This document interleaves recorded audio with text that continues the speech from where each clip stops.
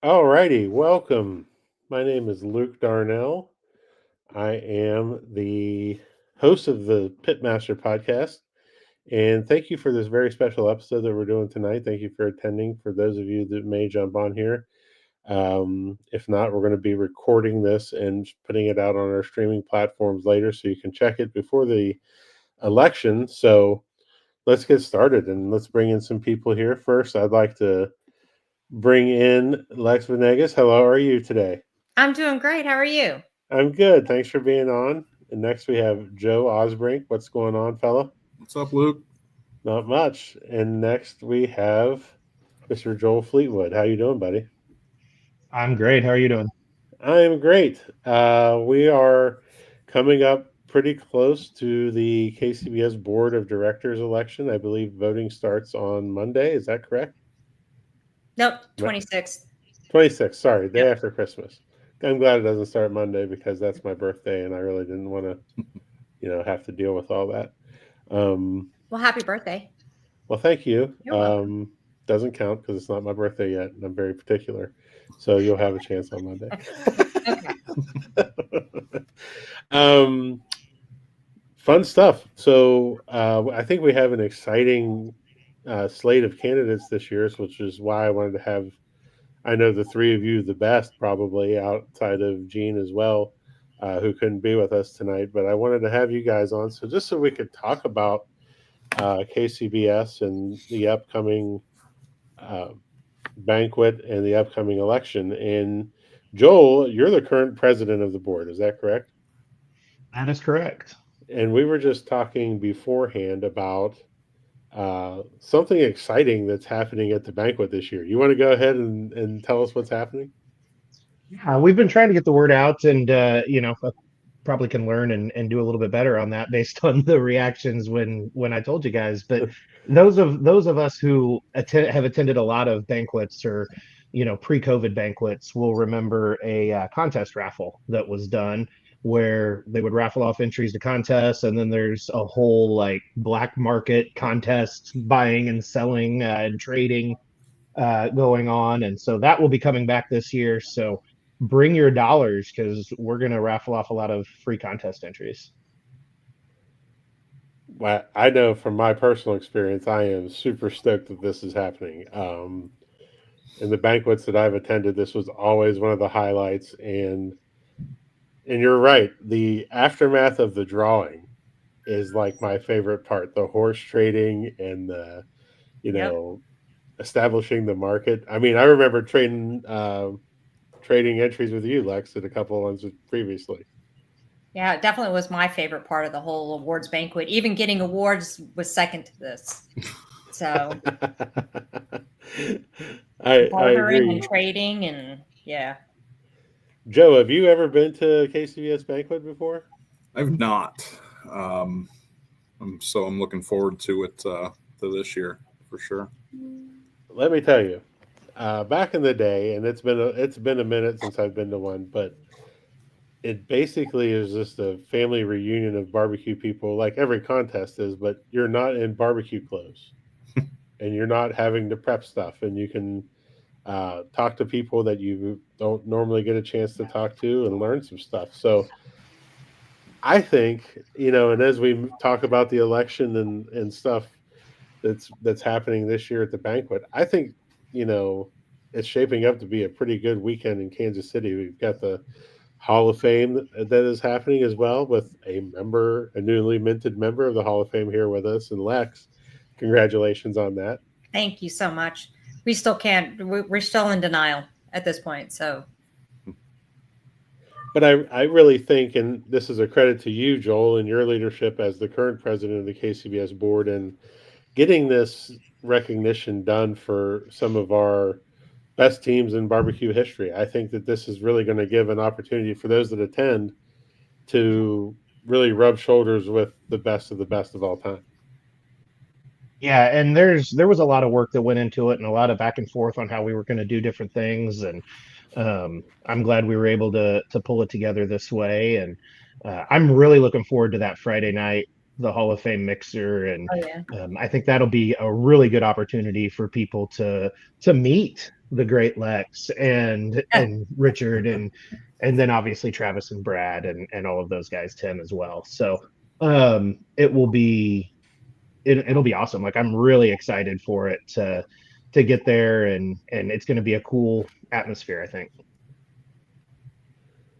I think so too. And as we talk about the future of KCBS and going onto the board, what are some of Joe? I'm going to point to you on this one. What are some other things that you think we could do as a board, should any of us be elected, that could help bring this more recognition to our pitmasters and things like this? Yeah, I mean, I think the Hall of Fame is clearly a great start. Celebrating the people who have been doing it for a long time successfully. But I think, even farther than that, maybe just highlighting some of those people as it's happening. I don't feel like that maybe happens as much as it should, and I know there's a lot going on, and there's a lot of teams, and how do you decide who to spotlight? But just shining a spotlight on those teams who are out there dominating. I mean, that's the biggest thing I think that we need to draw more people in, is get people excited. And what better way to do that than to shine some light on some of the people who are doing really well. Yeah, Lex, do you have any thoughts on that? I know that as you sit behind that wall of trophies in front of you, and but you're in a unique position as having now being a part of the Hall of Fame. Is what can the board do better to help provide more of a spotlight on our teams? So, and I think you hit the nail on the head when you said teams, because if you look at the head cook, I mean, you always have to have a head cook sign up, but whoever signs up for that contest is the head cook, right? So we used my husband's KCBS number, so he's the head cook. Have I cooked by myself? Yes, I have, under Smoke Me Silly, but I am not the head cook. So I think it's a team thing, and I think it's something that we do need to spotlight, because there's a lot of people that go out there. I know you cook by yourself a lot, but Kim does come out with you. But it's highlighting those teams and just all of the members. But it's also, as you said, highlighting the teams that are out there and doing well. Like, why don't we do like a top 10 list and interview those people either on social media or have a channel on YouTube and just do like a small little snippet of film for each of them?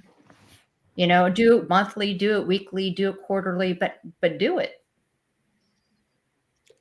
Yeah, and I think from my perspective, one of the things that I don't want us to do is to run through all the questions we had to answer in the bullshit and do all this stuff. But Right. I kind of vibe with what you guys are saying in terms of getting more of a focus and more exposure out there. But I think you can also tie that back into creating programs for our partners and our sponsors where they can be a part of that promotion, in building out our teams and putting them on blast and getting the information out there. I think that there's just a ton of opportunities there, which that's what I beat the drum on, is providing more resources to the staff to get these things done. And I know that that's been a focus, right, Joel? Right.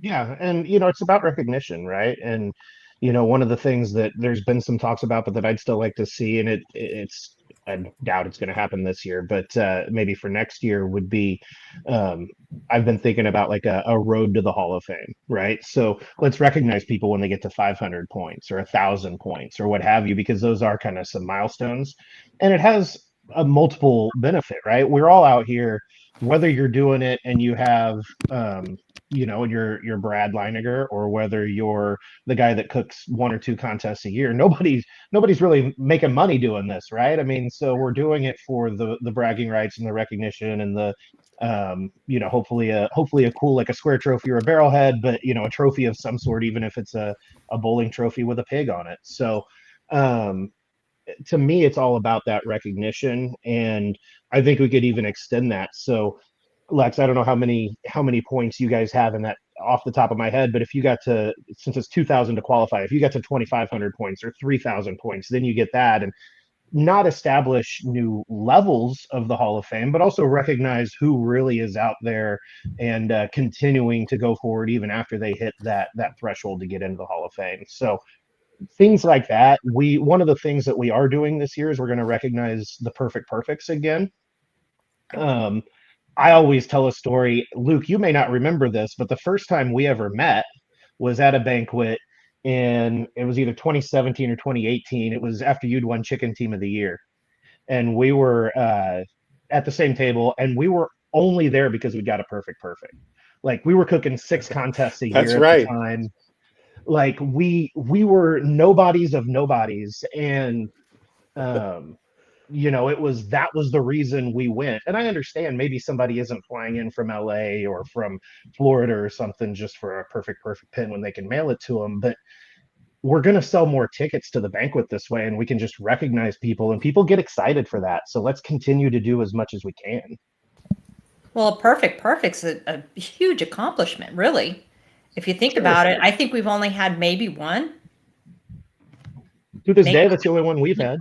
Yeah, I mean, they're hard to get. Perfect. I remember that conversation. Hard enough. I remember that conversation because I was like, I don't think we have one. They're very hard to get. Joe, I'm interested in what, because you wear a lot of different hats in the barbecue world, right? Yeah. And I'm interested in, what are your thoughts as someone who's running for the board that the board can do to help organizers of contests? Let's see. So I think a big thing that I have an issue with as an organizer is just a successful contest that's done things a certain way in the past, and then having to fight to continue to do it the way that you've been doing it. That's been the biggest struggle I've probably had on the organizer side.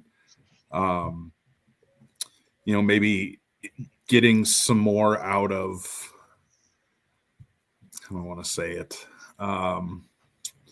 Maybe getting some more out of what you're paying for. The reps are there to score and kind of help with team issues, but to some extent that kind of ends at some point. But really, I think just the way things work. I think the kids queue is a big example. I had parents that wanted to revolt the first year that I had kids queue. Because that was the year that the rules had changed. And Joel, I think we had conversations at that time, and, just things like that I don't think maybe they take into account how things are run before decisions are made. So I think maybe some more input can be had. But yeah, I think that would be the biggest things that I could think of from an organizer perspective anyways. I've always thought that there's a big opportunity for the board to help facilitate that community interaction for organizers, so organizers can share ideas and bounce things off of each other. I mean, one of the cool things that happens in our area is David Dick started doing this at his Revolutionary Hue contest, where he offered people a pit pass, so people could come to our trailer after the contest, sit down outside, and we would tell them about our cook, give them a taste of our food, and basically spend a half an hour with them.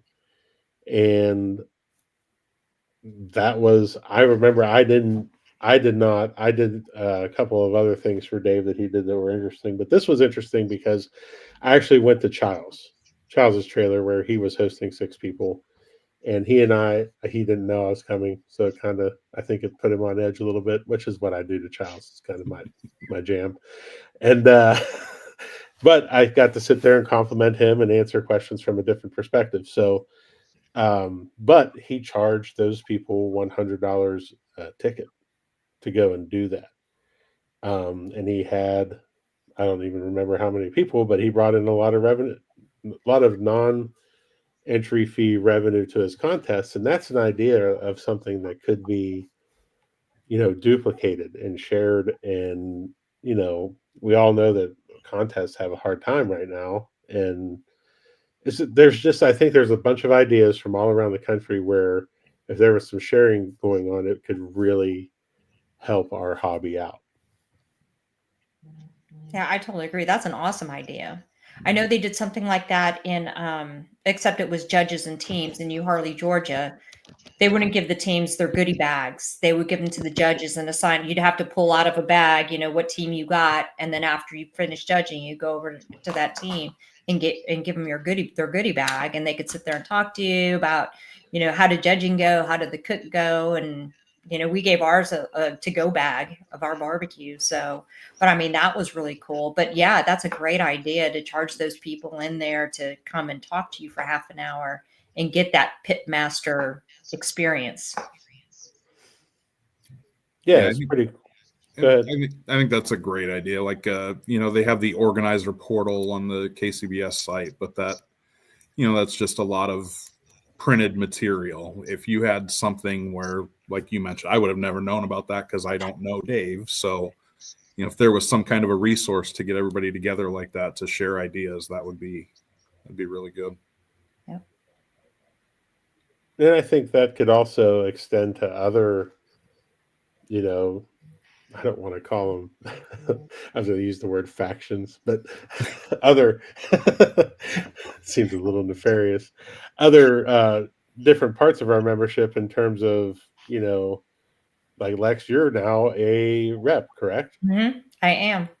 Right. And I know that there's, for whether it's right or wrong, there's ways that reps do different things that sometimes I think could be shared amongst other reps. And, maybe, and I think you brought this up, Lex, during the KCBS town hall, was committees and getting people involved. And, people want to do this work, and they want to be involved with KCBS, and having a committee of, say, of reps where they share best practices and maybe even develop a guide. Yeah. I think would be a great idea.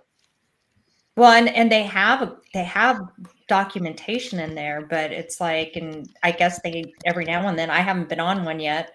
I think we were approved in July, but we haven't been on a call for any of the reps or anything like that. We've gotten a couple of emails. But if you look at all the paperwork in KCBS for reps, it might say over here one thing that you do in this situation, but over here it says something a little bit different. So it's like, which one do you do? And I guess at that point, that's when you pick up the phone and you call the committee chair. But it's getting that process down to where it's repeatable. Yes, people can divert a little bit from it. They're still doing the same exact thing, but it's having those ideas and it's getting it down to where, because everybody has a different opinion about how things should be done, but it's getting the consensus, number one, and getting the best practice, number two, of how to do it. Right. And also, Joel, I don't want you to feel like this is this is us being so critical, but just coming up with ideas, because I think, the KCBS board has by and large done a great job, especially post-COVID, in terms of, keeping the organization afloat and moving it forward. And I think one of your biggest successes has been the KCBS World Championships. Yeah, that's that needs to be our top tier event, right? I mean, I get the American Royal is always going to be a big one. The Jack is obviously huge as well, but KCBS doesn't control those the way that we control the World Invitational, and that doesn't. There's the sanctioning fees and all that stuff, but that doesn't contribute to what KCBS can do when it comes to programs and prize funds and what I mean, and everything else. So the World Invitational is going, or it has to be, a prestigious event for KCBS, because we really need to use that to help fund some other things where maybe there's not the funds that need to be there, like a Team of the Year payout, right? I mean, to go cook 40 contests for $4,000 if you win, right? I mean, that needs to be a larger prize purse. But the money's not there right now, so we gotta find ways to do it. And I thought going to Lebanon last year ended up working out fantastically. Um, being obviously being here in Kansas City and not wanting to drive any further than I have to because I'm spoiled being here and don't have to drive a whole lot to get to contests. I liked it in whatever that town in Kansas was called last year at the casino. But the reality is we had a lot better setup there in Lebanon. We had people that wanted us there versus a casino that doesn't really care one way or the other whether we're there. They're going to sell the camping spots regardless. We had a community that really supported it. The Chamber of Commerce there is super into us being there, and I think you're going to see it be bigger and badder this year with some public facing events, things like that. And we're just going to try to grow and make it explode. Yeah, that was my first time. Number one, cooking at that venue, and number two, cooking the KCBS World Invitational, and it's now become a can't miss event for us. Had such a great time. It was great interacting with a lot of the members of the board that were there, and also it was great, meeting with a bunch of teams that I normally don't get to see, but also, engaging with a lot of the backyard folks from around the country. I get to see a lot of the backyard teams in our area, but not from other places. So that was pretty neat, and backyard has really taken off.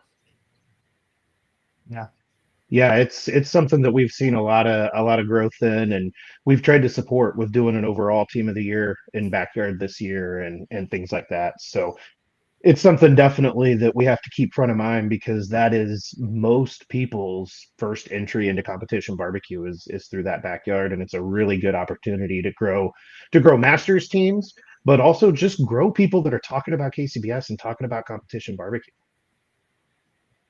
Do you guys have a large backyard situation out there in Iowa, Joe? So it's growing pretty considerably. So I've done my contest. I've done backyard and master. This will be the 4th year this year. And I think we were like 25 teams backyard the first year, 30 the next year, and then up to 48 last year. Backyard actually had a bigger field than masters last year. So it's growing. We seem to be getting, 10 new teams coming along every season in the state, and then just the bordering states are pretty big on backyard too. So yeah, it's growing pretty good. I guess my question would be is how do we get teams from the backyard into the masters? And that's a big conundrum, because we have a huge contingent of backyard teams here in Alabama. We only have 3 pro contests, masters contests, but we've got a ton of backyard. So we have to travel to cook. That's what really sucks for us, because we used to have 12 in the state, but we don't anymore. But that's a big problem, because you have these teams that win week in, week out. They're happy cooking backyard, but you don't know what their situation is. You don't know if they have a job that they can't leave in the middle of the day to go to cook a master's contest. They can't travel. You don't know those things. So it's a big question of how you would get them to graduate to masters. And I think that's an individual question, for the team. I mean, if you take one under your wing or a couple, I know we've mentored so many backyard teams, and, if they're happy cooking backyard, we don't pressure them, but we talk about masters a lot.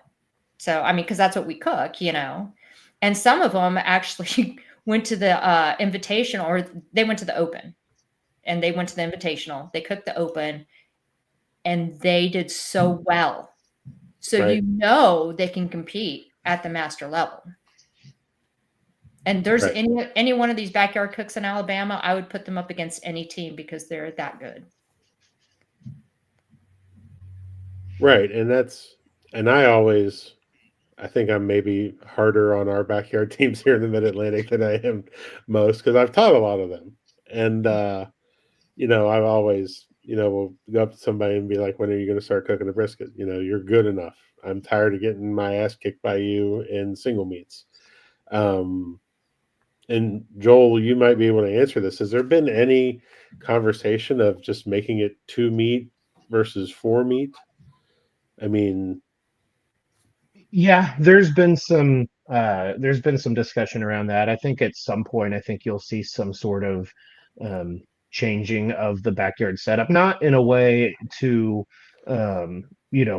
make them less than or anything like that, but just to make it easier for teams who maybe want to dip their toes in the 4 meat in the Masters series. And maybe they can't afford the one reality that we have to accept, right, is briskets are expensive, especially briskets that you want to compete with. And if that's the case and you can't afford to cook 20 contests with buying $250 briskets, fine. But maybe you want to dip your toes and, well, there's not a backyard close by, but there's a Masters, I'll go cook that. And we've seen teams. A good friend of mine was a backyard team. Literally, it was a first-year contest. He cooked Masters solely so that we could get to 15 teams and be a qualifier, and he reserved it. And then he was out of the backyard, And he'd been thinking about cooking Masters anyway, so it wasn't that big of a deal. But that is a risk that backyard teams face. And so this year we did up it to where you had to get 2, so you couldn't just, get one time and then you're out. But at some point we need to allow some fluidity through there so that we can allow people to dip their toes in it, because I think that, cost aside, most people would rather cook 4 meats. It's more exciting. It's exciting might not be the right word, but there's more there. There's more going on. It's it's especially for drum guys, right? It's 4 drums to pay attention to instead of 2. So I think it's something that we have to look at doing something with, and we just got to find a way to make sure that we keep the inclusive nature of backyard and the thing that gets people excited about competition barbecue that seems to happen in backyard. And how do we keep that while also providing the guys that are more serious an opportunity to dip their toes in that Masters water? So are you going to be able to give us an opportunity to dip our toes back into the backyard? So one of the things that was discussed, yeah, you could. You would have to say, if you want to earn 4 meat points one year, if you want to earn Masters points one year, you're not getting any chicken or rib points if you go cook a backyard. And the thought process was we do the same thing that way, right? So if you're a backyard team and you cook Masters, you're not getting any points. But yeah, I mean, if you want to, I don't see why not, especially as you just said, the guys that are doing this all the time, they're, you're not going to come down and outclass them. I mean, you'll hold your own because you hold your own everywhere, but they're good cooks. They are. They're good cooks. And I mean, and I'm just going to offer this from a devil's advocate standpoint. It falls in with what Lex just said. I work a lot of Saturdays catering and food trucking, and if there were 2 meat contests on Sundays, I would cook 30 of them. I mean, because I could take 2 drums, roll up in the morning and cook. And as I tell a lot of the backyard teams that are in our area, I'm like, you guys kick my ass all the time in single meats. Like, I'm not sure why this has to be I don't know. I think there's an opportunity there just to create even more involvement across the barbecue spectrum potentially. Joe, you got any thoughts on that? I think I've heard a lot of people talk, and it's something I maybe kind of agree with, is just making an open contest where if you want to just cook ribs and chicken, you just cook ribs and chicken, but it's still a 4 meat contest. That way, those backyard teams are getting a chance to go up against the bigger teams, but they don't have to dive too far in if they don't want to. It'd probably be a bit of a logistical nightmare from a sanctioning standpoint, but that's what I was just thinking. Yeah. I mean, I don't know how it would necessarily work, but I think that could be an alternative if there was able to, if you could figure out some kind of a way to make it happen. Yeah, because I think I've seen on some contest sign-up sheets where you can sit there and pick off what meats you want to cook. Mm-hmm.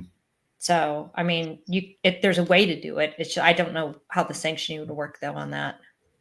I've often wondered about that on a lot of entry fees. It says Yes.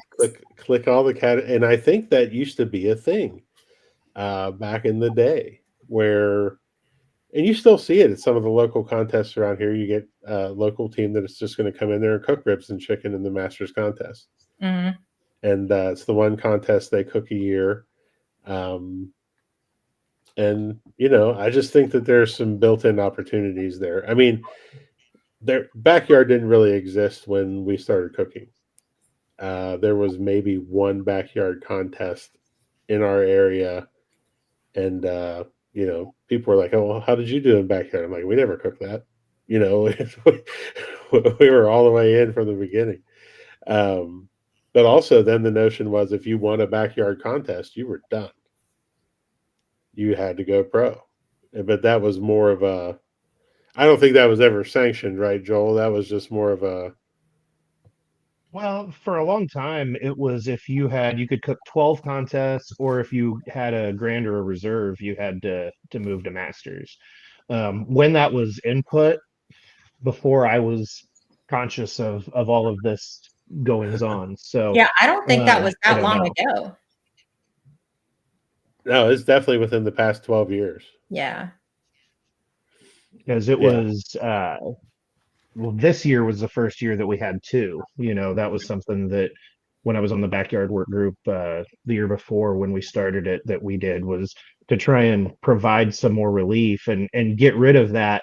Oh, I would go cook this Masters, but if I screw around and win it, then I can't do, it's August and I'm in second in chicken backyard team of the year, and then I can't go get any more points the rest of the year. And then what happens, so it was something that we look to as a way to allow people to move around a little bit. No, and I get that. And, I just think anything that we can do to boost participation, right? And even,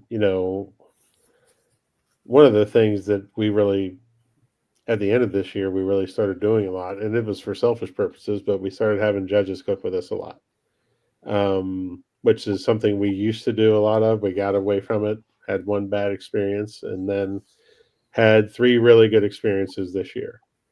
And I think that that's something that, as we run into when a contest has, say, a lot more judges than they need, teams being more open to having judges come and cook with them and be there for the turn-in part of it. I personally love having a judge in the trailer with me. I get immediate feedback from somebody that could have been scoring that day. Yep. I don't know. You had any judges cook with you, Joe? I have not. Yeah, I'm not good enough for that. We've had, I think, we've had 4 or 5. We actually had 2 when we were filming Barbecue USA, because we had already told them they could, and then we got selected for that. And so I texted the guy. I was like, hey, like, I don't know how this is all going to work. Like, we can figure something else out. He's like, no, that'd be awesome. I'm like, let's go. And it ended up being real cool, and got to explain kind of that process to Michael Simon and the crew. And it didn't make TV, but it was kind of a fun little extra obstacle while you have TV cameras in your trailer. Yeah, we used to have, I would say, between 5 and 8 to 5 to 10 judges a year cook with us for a while, and then COVID hit, and like this year we only had 3. But we love having the judges with us. We had one bad experience. I had driven to, I think it was Winchester, Tennessee, to set up.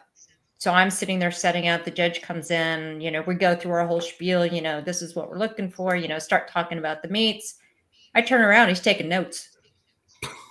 Wow. Yeah. So I had to take some papers away. because it's not a class. Is that all it takes to get a free class? Yeah, no. Yeah, I was shocked when I saw somebody taking notes in my trailer. So yeah. Yeah, it's I and I generally start the conversation with a judge like this. I'm like, okay, here's the rules. Number one, anything you see that happens in here doesn't leave here. I don't want to hear about it happening anywhere else too. Number two, I want immediate feedback. Number three, don't lie to me. Like, I'll know if you're lying to me about anything that I gave you. Yep. You And know, brutal honesty. brutal truth. You hate it Brutal and something's wrong with it. I can't fix it unless you tell me. Absolutely. So you've got to tell me. And it's ended up working out great.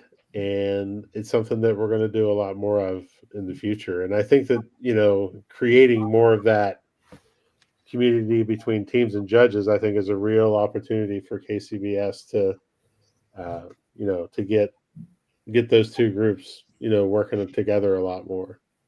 Absolutely. I mean, one of the things that we always tell new teams is, if you don't know any judges, make friends with the reps. They know judges, and that is the best way to get feedback. Do a practice cook with about 12 judges, like one or two teams. Have given pieces of paper to write down what their scores would be and why, and then just sit there and listen.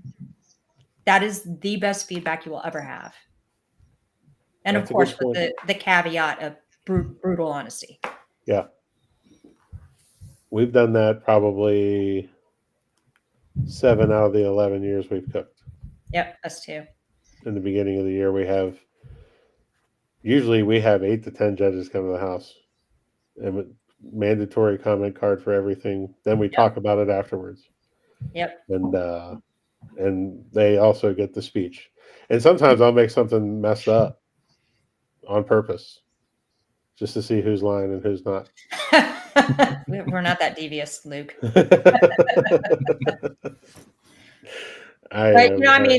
When you do that, and even when you just have a judge come and cook with you for their masters, it's a two-way process. You learn from them and they learn from you. So, I mean, it's a win-win both ways. Right. And I think also, I think one of the biggest challenges of the board is, we have these two, we have these two dominating groups of our membership, cook teams and judges.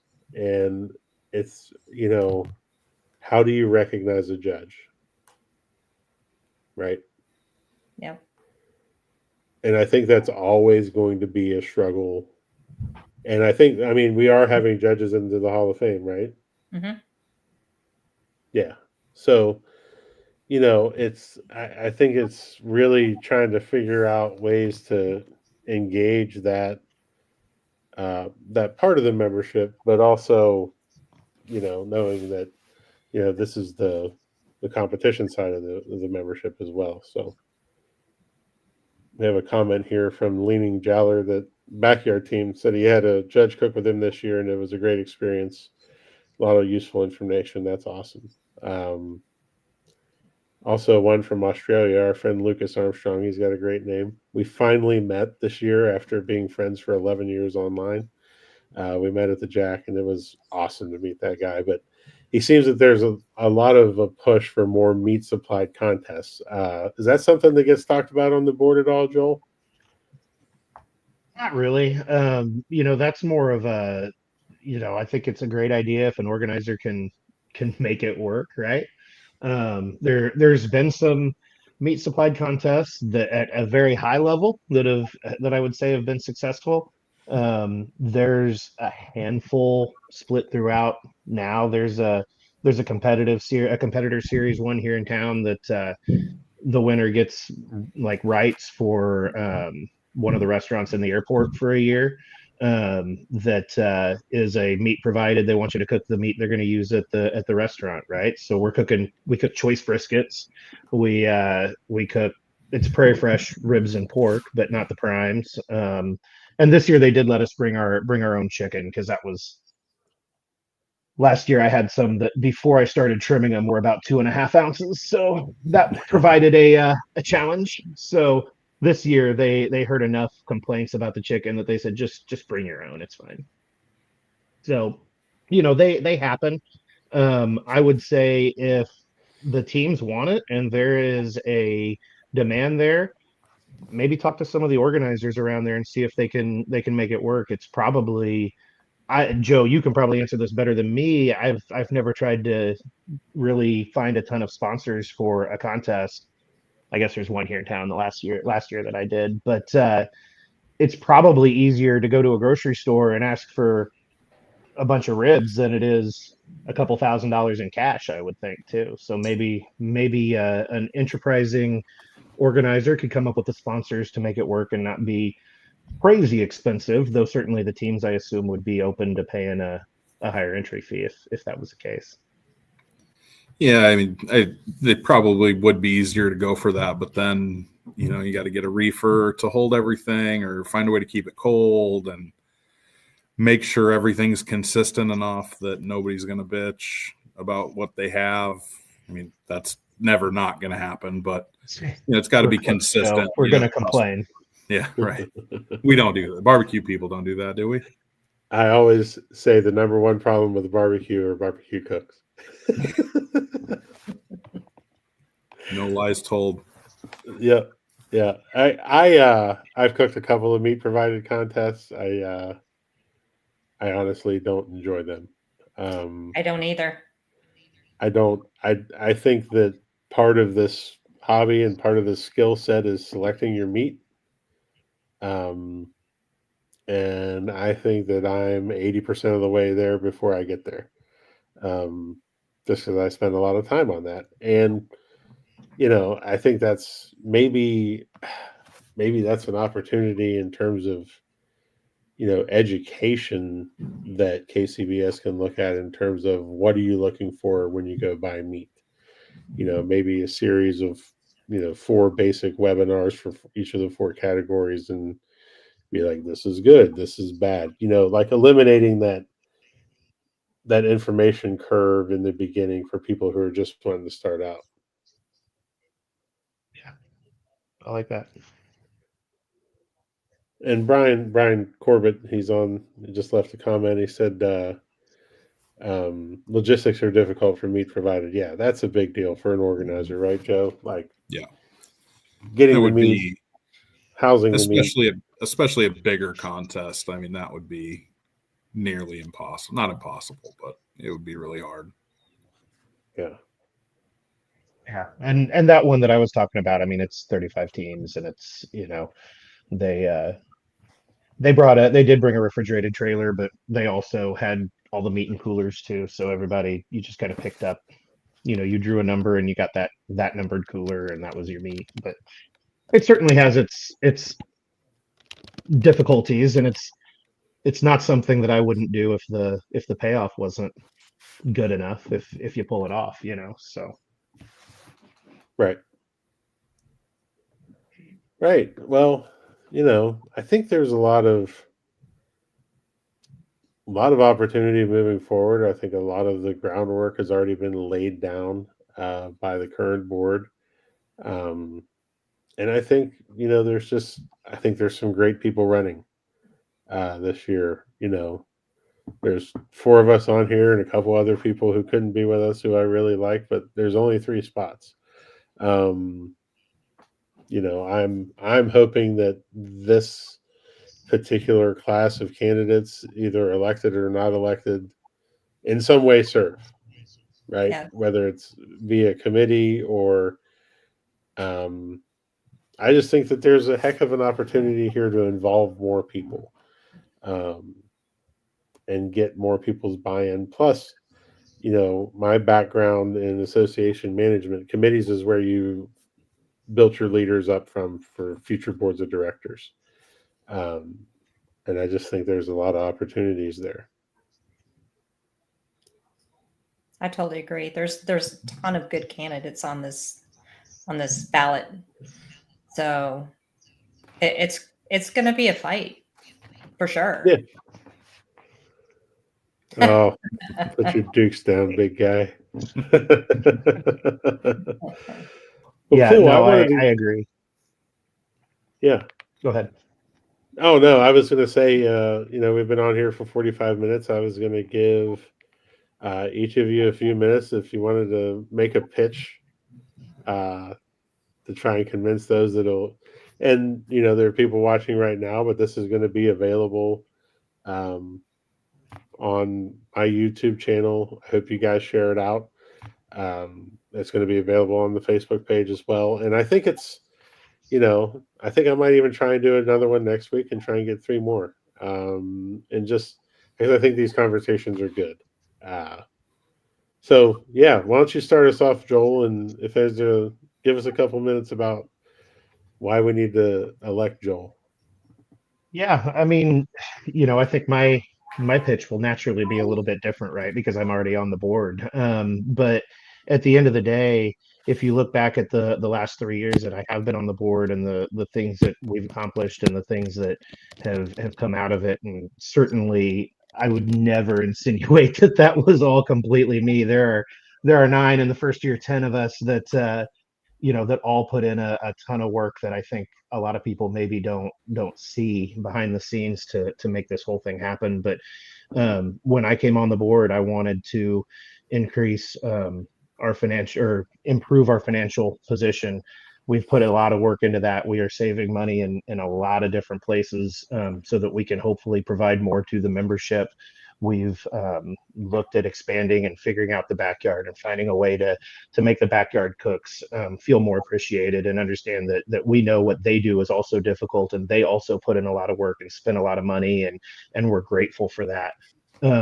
We've tackled bylaws. Hopefully we've tackled bylaws, right? I mean, I guess we'll vote on that at the same time, but I feel that there's a good set of bylaw amendments there to vote on.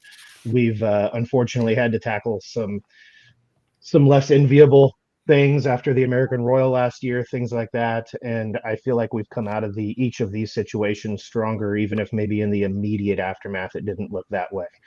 So I hope to have 3 more years to kind of finish what I've started.